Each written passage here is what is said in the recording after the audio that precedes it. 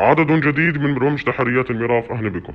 قضيتنا رقم هو 646. تتعلق الأمر بأمريكي يعتدي على زوجته التونسية ويطلب منها الطلاق بأبشع الحقوق بمشاركة الأخ القاسم. قضية تتعلق الأمر بسرقة واعتداء، فكانت تتخطط بخلافه. سأبدأ القصة، تابعوا معنا واكتبوا معنا بالتعليقات هل عجبكم أم لا. قضية اليوم تتعلق الأمر، أو سأبدأ معكم، تابعوا معنا. تونسي يعتدي على ابنته ويطلب منها إلى أنها لم تخرج.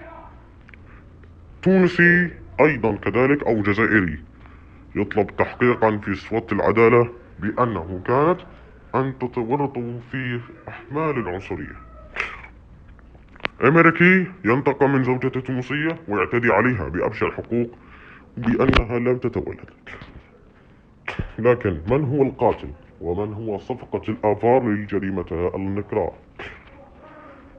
بعد تفكر أفراد العصابة بتفريق جديد على إدمان التحقيق للمسلسلات، أمريكي أو تونسية ومغربي يقيلان، أو هذا الشخص جنسيته جزائري وفتاة مغربية، يجتمع في كلمة ولاية قبائل حادثت من أنها لم تفرق الحياة بسبب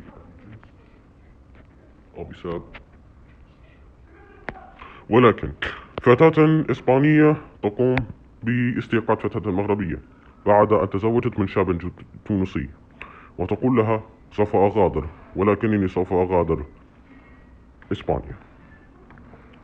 فتاة تونسية تقوم باقتحام وانتقام شرس، أو لأول مرة انتقام شرس من فتاة تونسية إلى فتاة جزائرية بعد حبسها في بيتها أو حبسها في منزلها. هدفت ذلك، قامت الزوجة بالاعتداء على الفتاة لتوجيه اعتداء السرقة تحت تهديد السلاح الناري من نوع رشاش 200، وهذا يساعد على تحقيق الجريمة النكراء التي تحز الأخ القاصر. ومن هو القاتل؟ حدثت المجتمع الجزائري، عائلة البهتاني أو عائلة الخطوان، شاب جزائري وزوجاته وابنهما تونسي والجزائري وزوجته. دخلت هذه الوالدة إلى الجامع لكي يضرب زوجته، ومن هو حصل عليه أن يتفكر جريمة أبشع وحقوقا. لكن من هو القاتل الحقيقي للفتاة؟ لكن لا تفرق أبدا عن جريمتهم، وتبين لوجود تحقيق النيابة العامة التونسية أو الأمريكية تسميات الابتزاز العاطفي في مسلسل ميراث ضمن برنامجنا. فتاة تونسية تقوم بالانتقام من زوجها الأمريكي من أجل طلب الطلاق، وتقول لها شهد، صراخ وبكاء. شاب أمريكي يصرخ باسم شهد على زوجته التونسية باسمها، ومن هي كانت أن تتورط في إحمالها وتطلب منه الطلاق. قامت الفتاة بالذهاب تقول مانيش راح راني طلقنيش وراني أتزوج ثاني، ولكن حصلت على الفتاة على قيمة $200 أمريكي من أجل الزواج من شاب آخر بدلا من طريقها الأمريكي، وسوف تخطب شاب جزائري لطيف رقيق أسطوري. لكن حصل على $200,000 من أجل الزواج منه. ولكن هل هي فكرة لتخطيط الزواج ولتخطيط العائلات؟ قامت الزوجة بالانتقام من زوجها من أجل الطلاق، وتطلب منها الطلاق وتعتدي عليها بالضرب بعد أن حصلت على $200,000 وتفضح أمام عائلتها وعائلتها الثانية والأولى. لكن من هو الخطط الذي سلبت هذه الفتاة بالطلاق؟ ولكن ماذا حصلت على $200,000 من أجل الكسب؟ شاب تونسي ووالدته يريد الانتقام من أنه لم يتزوج مغربية.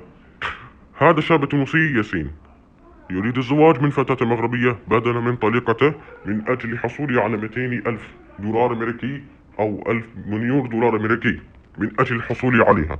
ولكن هذا الشخص يتزوج مغربية باسم لبناني، هذه الجريمة سيوقع عليها بطريقة أبشع حقوقا. فتكتبون بالتعليقات هل اسم زوجة ياسين المغربي أو التونسي أو من يعرف في مسلسل الميراث الشهير بعبد الله القحطاني اسم الحقيقي، وهو متزوج فتاة مغربية ويحبها ولم يطلقها. انهارت الفتاة التونسية بعد طليقها من طليقها الأمريكي، انهارت واعترفت بتورطها في الطلاق. انهارت الفتاة التونسية بعد تعرضها لعنف أو تعرضت لعنف أسري من طرف زوجها الأمريكي، بعد تعرضت للاعتداء عليها أو تعرضت للاعتداء وتكسير السيارات تحت التهديد. لكن من هو حصل على 200,000 دولار عليها سيخطبونها القانون ويستخطب عليه الاختباط الخلافية. عقب استكمال الإجراءات القانونية من طرف الشرطة الأمريكية الفيدرالية في تكساس، تم تقديم المتورطين في القضية أمام الجهات القضائية بعد مواجهة لهم جناية الطلاق العمدي للضحية.